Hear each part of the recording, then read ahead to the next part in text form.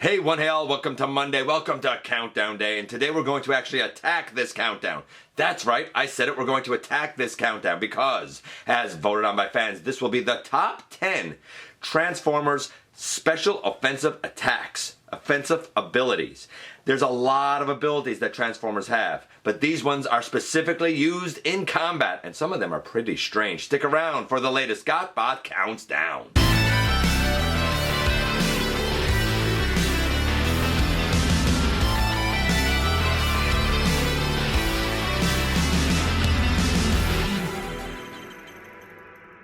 Hey, one hail, welcome back to the channel. I'm your host, your most humble of hosts, Dennis Moulton, aka GotBot. As always, please like, comment, share, of course, subscribe. And while you are at it, light 'em up, baby.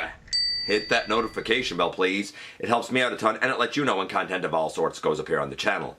Check out Machinery of Man, the Everything Factor, all the groups that I'm either a mod or an admin for, as well as all of my social media links. All of that is in the description down below.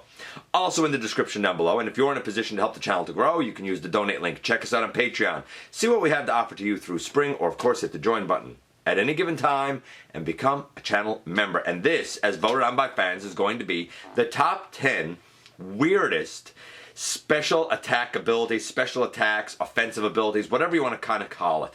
There's a lot of abilities, but these ones are specifically used in combat, and some of them are surprising. Some of them I think were a little bit of a stretch with the voters, and some of them are ones that exist, and it's almost peculiar how they can have the power that they have. Nevertheless, they certainly do.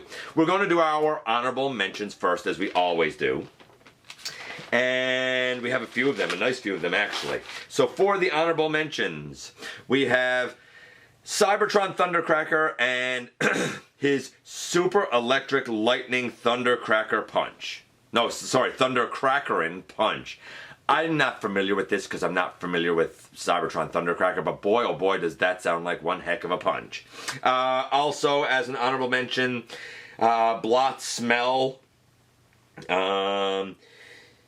Cybertron Backstop and his Cyber Power or Cyber Key Power-Up gimmick. I don't know what his is, but apparently his is very strange. Soundwave making Energon Cubes. I questioned that one, but it was, you know, a way to fuel the Decepticons, to fuel combat. I guess I see it a bit roundabout. It's not really an offensive thing, but I see how it could lead to a better army, I suppose, a more energized army of Decepticons, I guess. Dark of the Moon Jetfire. Somebody said his ability to teleport, but I think that was actually a ground bridge of sorts. However, other people that voted for him said, yeah, but he also literally, he gives up his life and his whole body is able to become armor and power-ups and weapons and a jetpack and everything for Optimus. Like, he becomes a power-up just because of his existence. I get it, yeah, for sure. Who else was in the honorable mentions? Transmetal Megatron and his roller skates. Megatron as a gun, as we all know. But none of them made the list. So that was a whole bunch of weird ones. None of them made the list. Who did? You know what we're going to do? We're going to do as we always do. Before we look at the kind of offhanded, outlandish votes at the end that didn't rank as an honorable mention or on the list, we have to do the main list first. You know this, which means we have to kick things off with number 10 first. Now, number 10 is definitely a stretch, so bear with me, because it's Wheelies Rhyming. Not really an ability, not really an attack. It's just a personality quirk. And I really was not behind this. But you know what? The people who voted for him all said the same thing. Whether it's intentional or not, in a number of ways, whether for friend or foe, his rhyming, because of just how annoying it is, enough that he was able to rank on the most annoying list. It's so annoying, it's so bad that it could be considered to be a form of, like, you know, a mental attack, like mental torture, so to speak, because it would have, you know, affect your ability to keep your composure and to focus on what you're doing, because all you could think about is taking out Wheelie and his incessant infernal rhyming. It's a very roundabout way to have an offensive ability, if you will. But enough people gave me that same reason and used the same logic that, you know what, it would be a mental attack rather than a physical attack that, who am I to argue with the voters? Wheelie and his rhyming takes the number 10 slot. Now I think at number 9 we're getting a little more typical with what this list is meant to be with Mindwipe and his mind control. Mindwipe's mind control can definitely be used as a weapon. He has used it in battle and in combat to hypnotize his opponents. And there's one, and I can't remember who it is. Blur maybe? Cup? I don't know. And he actually like hypnotizes them and like they back up and like fall off of a bridge or something. Like he has used it in combat as I guess a defensive mechanism, but if it can cause harm on others or make them cause harm to themselves, how can you not call it an offensive ability? Yeah, hypnotism, mind control, make your opponent attack themselves. I can get behind it, man. I dig it. Mindwipe, and that ability takes the number 9 slot. Coming in at number 8, we have this guy. That's right, it's Gas Skunk and his mysterious left laser. I'm going to call it mysterious because it's one of those that there's not actually a lot to say about it. It's in his left bicep. It's a laser that comes out and it's able to do considerable damage, especially when you kind of use it in unison with the like tail swordy thing that he has. I mean, Gas Skunk is kind of a bumbling doofus, but in all honesty, he does have some impressive offensive, I guess, weaponry abilities, and the left laser. You know what? As somebody who's left-handed, I can appreciate a strong left arm that's able to blow away your opponents. Yes, the left laser and its considerable damage takes the number 8 slot. I knew number 7 was going to appear on this list. I knew it had to appear on this list because it's one of the most powerful, dangerous attacks in all of Transformers, and it's Lugnut's Poke. The punch to kill everything, where he basically pulls back his hand, if you call this a hand, and it becomes a gravity generator that he smashes into the ground that creates explosions and a lot of flying robot parts. It's what Lugnut does best, smash things up. Yes, the Poke takes the number 7 slot. Going from 7 to 6, we actually have a kind of a similar ability, and it's Rumble and his pile drivers. This is the Titan's Return version. I like to open out his arms as his version of the pile drivers. We all know that we recently had the Studio Series 86 version, and that actually comes with the pile drivers. And we all know that when Rumble, or Frenzy for that matter, smashes the pile drivers into the ground, they can create earthquakes. The power is so strong it can do that. Underwater, it can create tidal waves, which we saw, I think in, was it Robots in this, sorry, More Than Meets the Eye, Part 1, I think. I think it's Part 1. When he's underwater with Hound, if I'm not mistaken.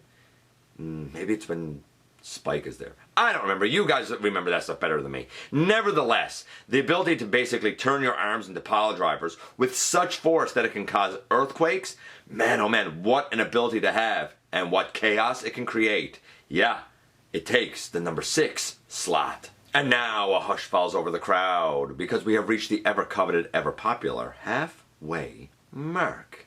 And today, at the halfway mark, we have a character voiced by the great Sue Blue herself and the best friend to Protoform X. I'm talking about Transmutate. And Transmutate was such a weird oddity. The gender of this character changes, the level of ability or disability changes, but one thing that doesn't is that Transmutate is an asymmetrical hodgepodge, an oddity, and monumentally powerful. So much so that the sonic scream is almost something that no one can withstand. When fired upon by Inferno, Transmutate yelled, and it was powerful enough to kind of knock out the Maximals. And the only kind of trusting friend that Transmutate really had was Rampage. And stop and think about how messed up and psychotic Rampage was, to the point of feeding on fear. And that's the only kindred spirit that was able to get close to Transmutate. Obviously, mutated as a protoform makes one wonder just how powerful this character could have been fully formed and who it would have been fully formed. We'll never know, but we can always be fearful of the mighty scream of Transmutate. as it takes the number 5 slot. Number 4 comes from Beast Wars and the episode Low Road, and this is probably the lowest form of humor, but everybody loves a good fart gag. And who doesn't remember Rhox's fart?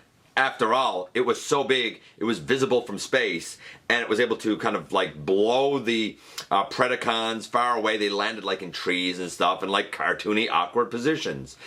And it's all because he was sick with a virus, as I recall. And I think in doing that, it allowed the Maximals to get like the cure or the antivirus or whatever, and everyone lived happily ever after. It was all wonderful and good and grand. But you had to put up with some noxious gaseous expulsion. That's right, noxious gaseous expulsion. Rhox's fart takes the number 4 slot. Number 3 is the very scary ability by Megatron to tap into black holes and harness antimatter as a weapon. Some people seem to be confused as to whether it's done through his fusion cannon or through his eye lasers. I'm not 100% sure either, to be honest with you. I do know it's extremely powerful, extremely destructive, and rarely used because, you know, it's playing with antimatter. Not exactly a fun thing, and you're tapping into a black hole. That stuff can be real dangerous. But Megatron and his black hole tapping ability takes the number 3 slot. I feel like at number 2, while this is an ability that a lot of characters have, and I allowed it on the list, I feel like it's more defensive than offensive, but I suppose, depending on how it's employed and how it's used, it could be offensive. I'm talking about Alita 1 and her ability to stop time within a 50-foot radius around her. I feel like if she was to employ that, especially because it drains her life force, it's the sort of thing that would be used as like a last-ditch defense of something much bigger and much greater than her. However, if you felt overwhelmed with an attack, being able to stop time, even if temporarily, would allow you to do an awful lot of damage and like offensive attacks to your immobile adversaries. It makes perfect sense to be used as both defense and offense. But it has to be used sparingly, has to be used wisely, because we all know that the effect could be her loss of life. Almost happened in G1, but luckily Optimus and Alpha Trion were able to save the day. Yeah, Alita 1 and her ability to stop time takes the number 2 slot. And number 1, the weirdest attack in all of Transformers, I gotta believe. And one that's not only effective, but one that, honestly, is pretty scary when you stop and think about it. It's Tarn and his ability to talk his adversary to death. The science behind it is that he's able to like modulate and change his voice and raise and lower the timbre of his vocal processor, I suppose, in such a manner that it's able to egg on the collapse of an individual spark. So it'd be like if somebody talked to you and made your heart collapse, right? If you've ever watched the show What We Do in the Shadows, shout out to the show What We Do in the Shadows, they have an energy vampire on there named Colin Robinson, and if Colin talks to you, he's basically draining your life energy, right? Tarn does the same sort of thing. The only difference being that when a spark collapses, it's a very violent, unpleasant experience. All the better for Tarn, because not only does he get to watch you have your life ended by him with very little effort, but he gets to watch you writhe in agony while it happens. Right up this guy's alley. Yeah, Tarn and his ability to talk you to death takes the number 1 slot. And there you go, 10 down to 1 once again. And what were some of the other votes that we had? Hound and his holograms. Last night, Bumblebee and his ability to put himself back together. Smokescreen and his smokescreen. Cloudraker and his gravity rod rifle. What else do we have here? The Decepticon Sunder and the ability to rewrite memories.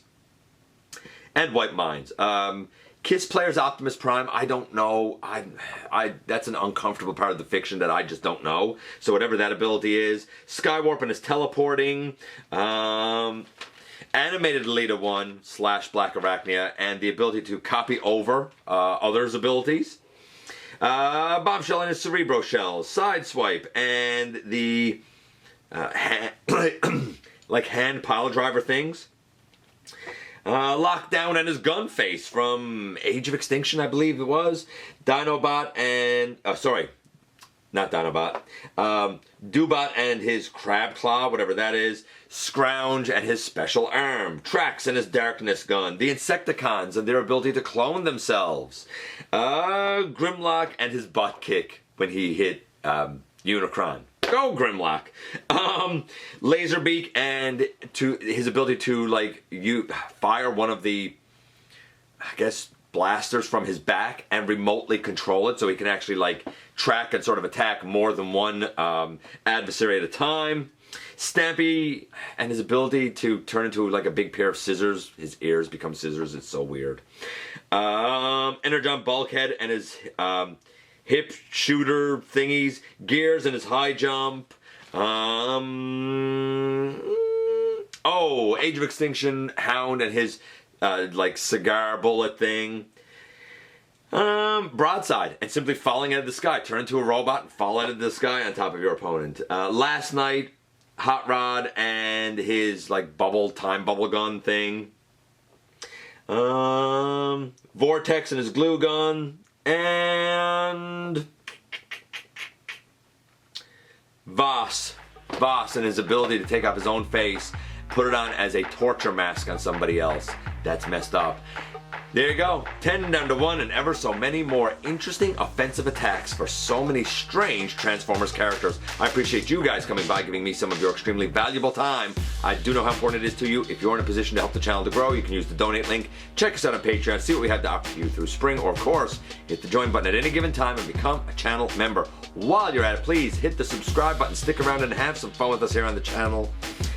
And don't forget that somehow, some way, each and every single solitary day, you right there, you do make a difference in the world. And I look forward to the next time that you and I get together to have another visit.